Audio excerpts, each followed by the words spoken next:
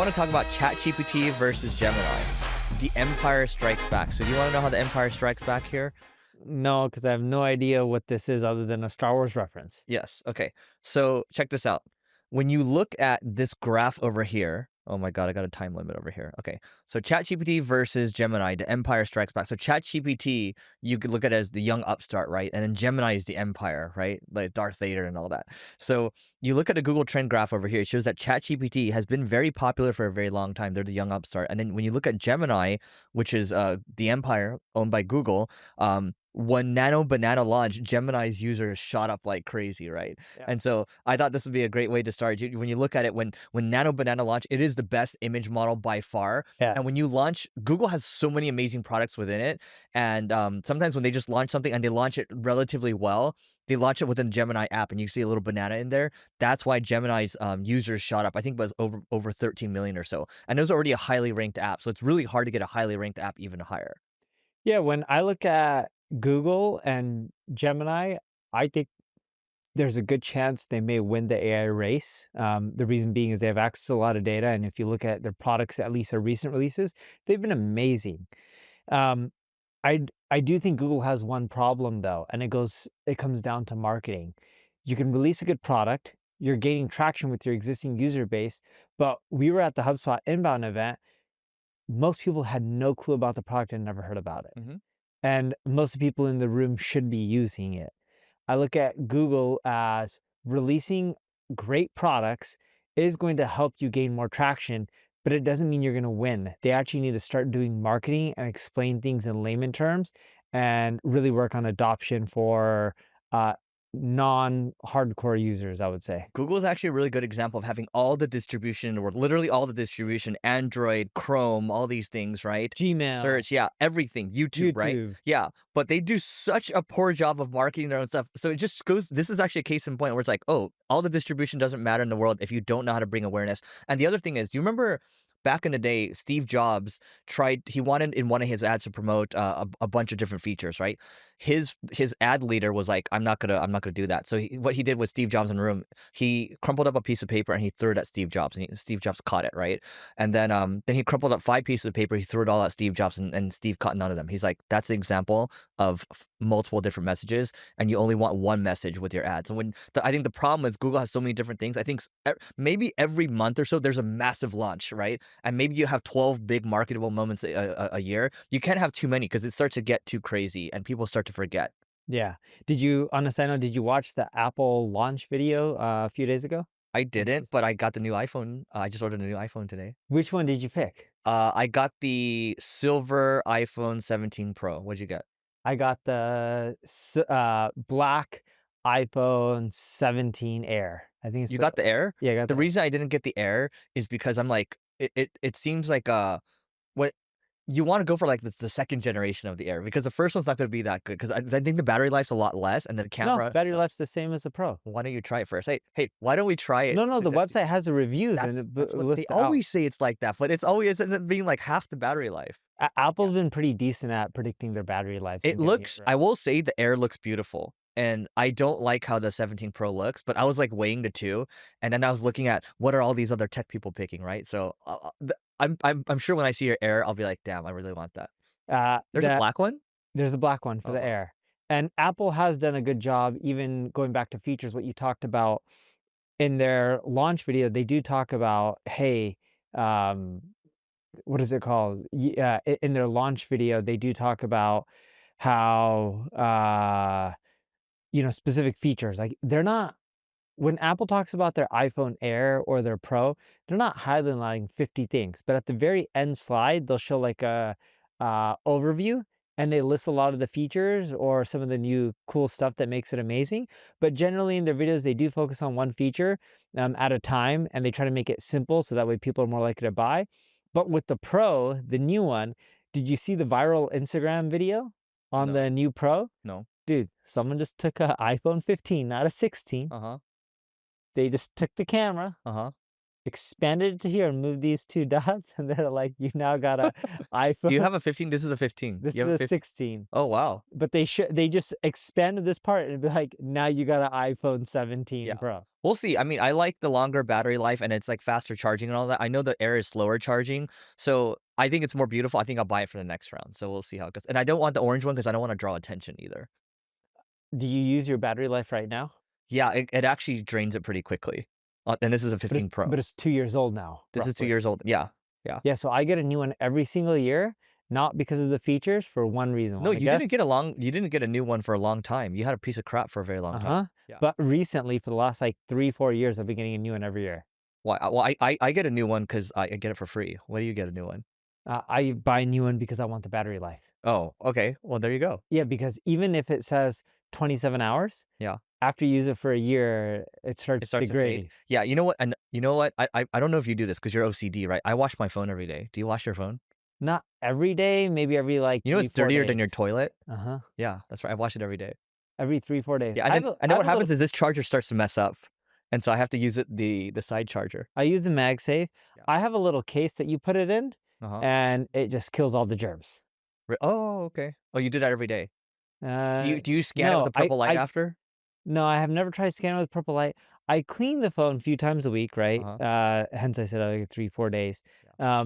But the case thing, I probably use it maybe 2, 3 times a week. I should be putting it in every day. I just don't. It could be because the one I have, it doesn't charge the phone. But if it charged the phone, I would use it at nighttime. So, okay, I just asked ChatGPT. I said, "Is it better to wash my phone or UV light it?"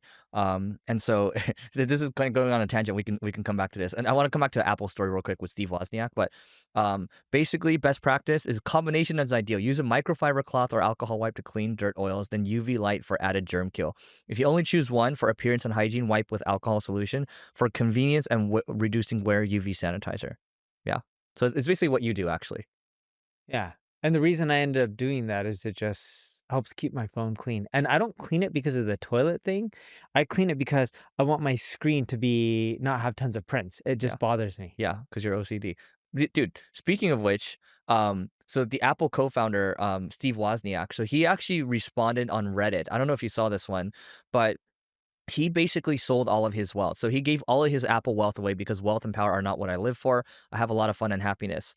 He says, I have no idea how much I have, but after speaking for 20 years, it might be like $10 million plus a couple homes. So that is his entire net worth right now.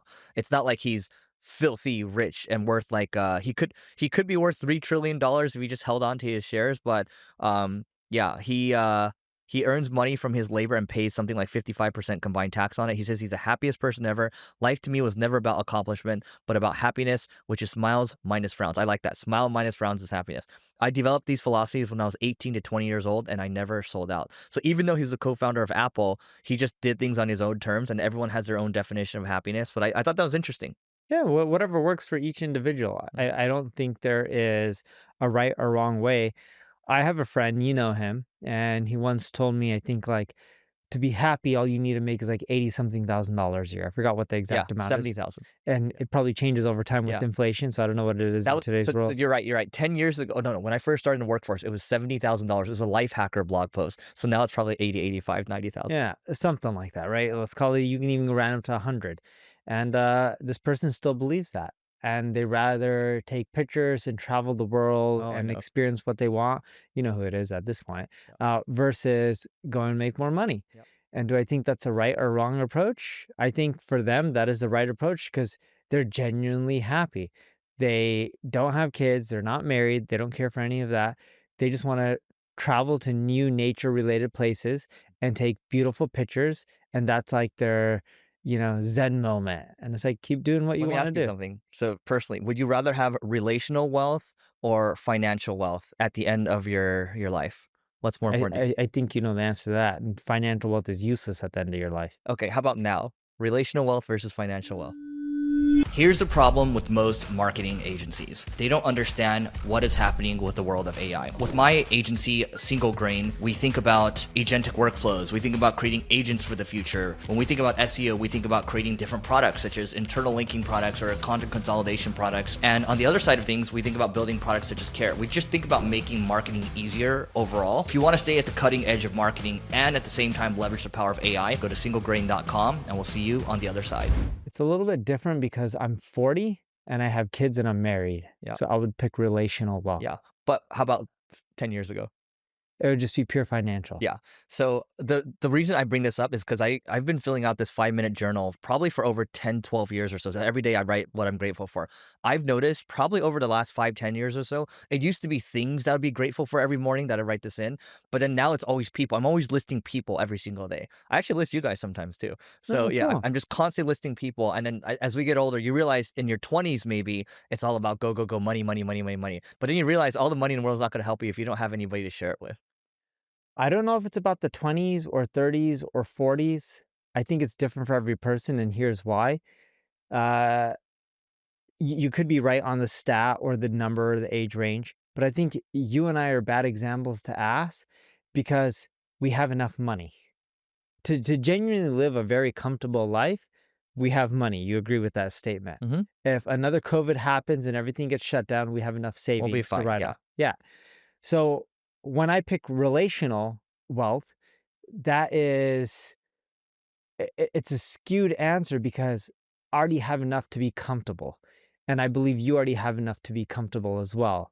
So I think that changes our opinions compared to You're right. other We're people. biased because we live the lives that we live, right? But I would also say that I remember reading you know Morgan Housel. He wrote a book called Uh-uh. some the psychology of money basically. And one time there was someone who wasn't wealthy or anything, but he pointed at a billionaire and said, "I have something that they don't. I have enough," right? And so there's a lot of people we know that do modestly well. They do pretty well, right? But let's just say they make 80, 100 grand a year, which is like it's decent, right? But they're not driven by money or anything. They just said they're really happy with their relationship with their family and their friends, right? And I see a lot of people, especially with my family, like that. And I'm sure you see the same thing too. So even though you and I might be biased, I think once you can get to the point where I think they're a little bit older. All these people, it's like But yeah, also comfortable. If you look at most of the people in your family, they all do decently well. They're they do comfortable. decent, but I wouldn't say they're like I think a lot of them are I would say they're middle class, right? Which is okay. And some of them Yeah. are actually struggling a little bit too, but they're still happy with hanging out with their family and seeing their nieces and nephews all the time. Yes, but if they were not able to afford groceries and put enough food on the table, Oh I yeah, think well they're part of at a certain point, yes, Yeah, you have to focus on providing for yourself correct. and for your family. But once you get the baseline to your point of 75, 80, 100K Uh-huh. or whatever, I think chasing relational wealth is the thing. And I think I've been taught wrongly because Chinese culture focused so much on money growing up. I don't know how you were taught, but like at least I used to hear my parents talk about money all the time. You get a little older and you get a baseline level of success. You're like, yeah, it's not about the money. So my parents are really interesting. They'll ask me typically when they come over. I see them at least a few times a month. We were sick recently, Once a but week. yeah, if I'm not sick or anything, the kids aren't sick once a week. Try to be respectful because they're older, so we don't want to get them sick. When we see them, my parents will usually ask, "How's business?" All right. If I say business is good, their usual response, not always, but typical response is something like, "You should spend more time with your family. You work too much. You need to see your sister more, see us more, better relationships with family. Work isn't everything." They're not wrong. But if I say business is bad, Yeah. Work on the business. Work on the business. their typical response is, "You need to work more, Yeah. but don't stress out too much. We want you to be happy. All will be okay. You can always come move back with us if you lose everything." So So it you goes like you to like really doom and gloom. And it's like, so you've optimized it more to say, "Oh, business is not that good." So they tell you to work more. no, I just tell them the truth. Like if they say what's happening, I tell them. I'm like, this has been a terrible year for business. We're okay, but it's been a terrible year. And they're like, don't stress. They're like, just keep in mind that you're okay. And my parents, you know, try to look at the light of things. And they'll tell me, yes, they say, work hard, but I've been telling him business is bad for over a year at this point. So they don't push too much more on working hard. They try to push more on don't stress out. Everything's okay. You have enough money. If you don't, you can come live with us for free and you can have our house. Like they're really chill about it. And they're just like ruining your health isn't worth making more money. That's interesting. Yeah, I think my parents probably more edged towards the, relational side. Even my dad yesterday was like, "You haven't been to China for a very long time. Maybe you should go to China and find a wife." I'm like like anyway, we can continue on here. You can pick the next one. Let's see. Let's talk about there was an interesting uh article on Chattopitic, Who's Chattopitic? chattopitic.com. I'm messing up the name. Chat Optic. Chat Optic. Thank you, Eric. I so butchered that one. I'm like chat op. Yeah, I'm like, oh, dude, I just butchered that one. Sorry, Chat Optic. Okay, so they had an interesting article and a study. It was SEO does not equal GEO. Only 62% overlap between Google ranking and ChatGPT visibility. So they're saying if you rank on Google 62% of the time, you're going to see that visibility on ChatGPT, and the other 38% of the time you will not. I still look at SEO and GEO very similar, but I agree. But it's the same goes that like saying if you rank on Google, you're going to rank on Bing. We all know that's not necessarily true because they have different algorithms. Sure, there's a lot of similar results on the first page for the same keywords, but not always. And I genuinely believe that no platform is going to show identical results, because if they do, there was no point in using them. Like if you use Bing and it's identical to Google, then why would you? You have to differentiate somehow. You're going to have a little bit of different algorithms. But even then, going back to your study when it comes to Gemini, I have another one here. Did you know, and Search Engine Land published this, 95% of all ChatGPT users visit Google. 14% of Google users visit ChatGPT. That's the one I wanted to call out. Yeah, that's Yeah. been shared quite a bit. So it does basically reinforce that right now, at least, Google is still very much king. It is the empire. It is, but no one wants to talk about it, Yeah, and yet you look at their revenue and their profitability, yeah. they're doing phenomenal, and here's the thing, and this is just my opinion, if I look at the recent AI releases that Google has done versus ChatGPT, I would say in the last 3, 4 months, Google has done a better Google, job. yeah, VO3, Yes. Google Nano Banana, like those are things I can speak to. I will say ChatGPT, to their credit, to OpenAI, they've done a better at least they have more of like a launch figured out with their new products. Like ChatGPT 5, they had all these things pushed out, and that was cool marketing. It's just the products didn't deliver. So if they combined the way they did marketing with Gemini's features or Google's features, that would be the best mix. And I would rephrase it, and I know you mean the same thing here. When I say rephrase it, I would say Google releasing the features they are, but launch like Apple. Yes. Because I Launch think like Apple. Yeah, because OpenAI copies Apple. yeah, and I say Apple does a better job than Mhm. OpenAI, creating hype and awareness and how they record the videos and Yeah. stuff like that. And to be fair though, like I mean, Google does Apple. their I/O event every year, and that kind of is Apple-esque. They probably just need to do more of it. Yeah, but they should do specific videos just Yeah, for the launch. Like you go to Apple's website, and I'll go to yeah, the homepage of Google, yeah. or type in any search for like watch our in real time the new launch of Google's You know X what Y they Z need? They features. they probably and they probably have this already, but they need product marketers because the problem with these things is like Google Nano Banana, like you didn't know where to find it and how to access it No. in the beginning, right? VO3, it's like where do I go to search for this stuff? And if it gets too confusing, people are just gonna drop out. Like it's if you think of it as like a funnel, there's too much drop off. Would you agree with the statement that you and I know more about most Google News because we keep up with the industry sites? Yeah. Did you know I learned about Nano Banana first from what is it called? X. X, yeah. And I saw all the examples on X and I'm like, what the heck is Yeah. this? X did the marketing for them. Uh-huh. Yeah. And the reason it went viral is because people were showcasing what they did with it. I'm like, this is cool. Who created this? How much did they raise? And then I'm like, Oh, wait, this, Google. this is Google. Yeah. I'm like, no wonder it's so good. Yeah, it's insane. And like, what I constantly struggle with is like, man, should you and I be spending the time to learn this? So where I've landed on this, I'm curious to know where you've landed is I'll play around with it a little bit just to understand how it works, but I'm not going to go too deep. I need to know enough to be dangerous. But the thing is, as much as I want to obsess and dive into everything, it's not the best use of my time. How do you look at it? Very similar. I probably play around with it a little bit or quite a bit less than you. So with their new features, VO3, I've probably played around with it max 2, 3 hours. Hmm. over all the months it's been around. Yeah. Nano Banana, maybe 30 minutes max. I'm actually the same as you. It's not that long on these. Yeah. Yeah, I probably spent a lot of hours on MCPs, but or like Cursor and all that, but not on these things.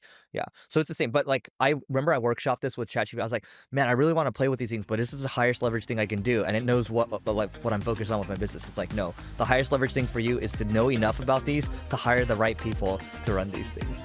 So that's it for today, guys. Please don't forget to rate, review, and subscribe, and we'll see you tomorrow.